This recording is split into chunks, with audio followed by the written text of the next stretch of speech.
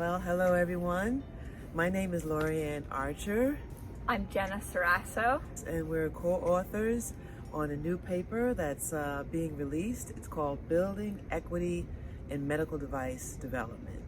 And we are so excited.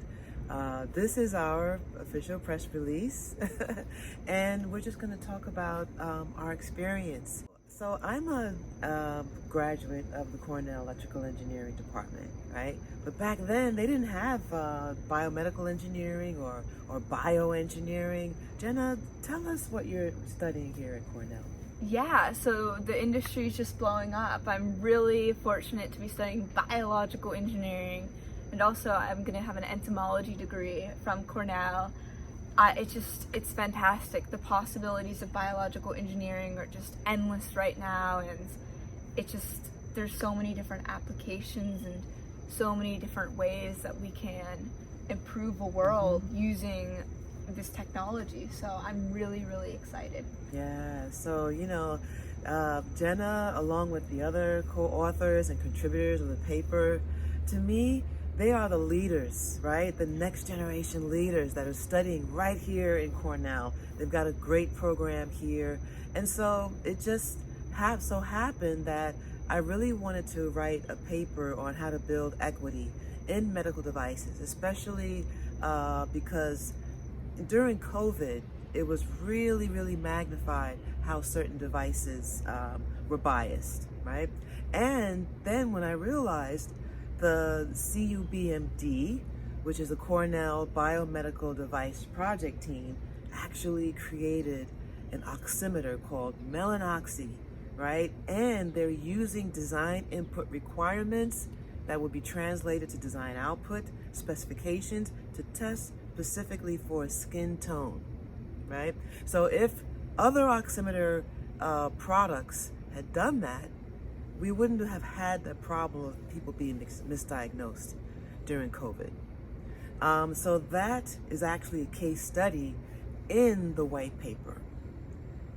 Would you like to talk a little bit more about that? I would, sure, yeah. So as you know, every single time you go to the doctor, one of the first things they do is they take your vitals, and that's a preliminary step to see what do we do next? What level of care do you need to receive? And it's standard practice. However, pulse oximeters use light, and because they use light, the color that it receives back is really important. However, currently across the whole industry, in ICUs, in hospitals, and at homes, but really at the hospital level, they still use pulse oximeters that use a red and an infrared light, which means that it's calibrated to lighter skin tones.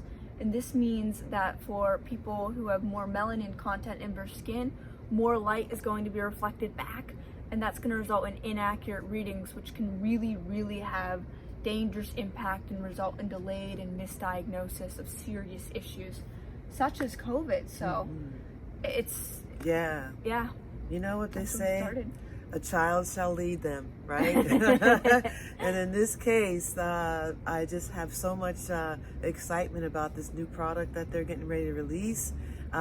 Please, you can read all more about it in this paper as a case study. But the Building Equity in Medical Device Design Control, it really takes you a step-by-step process, right? From the beginning of the development process, not at design validation for clinical trials. Right now, the FDA has great guidelines on making sure for clinical trials that people use statistically valid subjects that represent the demographics of the place where the product will be launched. If you did not use specifications and requirements that are equity-based, by the time you build your prototypes, they're going to be biased.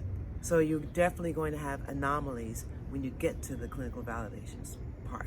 So with that, we invite you, we implore you to please read this paper, because we're looking to change regulation. Right, Jenna? Yes, we don't want bias in medical device control is dangerous, and it's a serious problem across the industry. We can do better, but we need you to take that next step to help us. Because when you build from the beginning, then you have that thread throughout your entire quality management system and your design development process, and you'll be able to, responsibly build devices, not just for one set of people, but just for everyone. If you have good design and you build equity in from the start, then you can save yourself, from needing to go back to your design planning stage, because you already have all of these excellent protocols naturally built in. So your target population is going to get better results, and it's going to be more inclusive. Absolutely. So with that, thank you so much, Jenna. Thank it was you. Such a pleasure and a blessing working with you and the other students. I know you all are proud of yourselves, and you're already making an impact in the industry before you even graduate. We are honored. We could have not done any of this without all of your expertise and your passion. So thank you, Lorianne. We're very grateful. So thank you to all of the other team members who've been contributors. Yes. You have been exceptional. And to Gary Henninger, thank you. Yes, thank you, Gary Henninger, expert on medical device design control, my one and only mentor. Thank you so much. Thank you. Thank you. You today.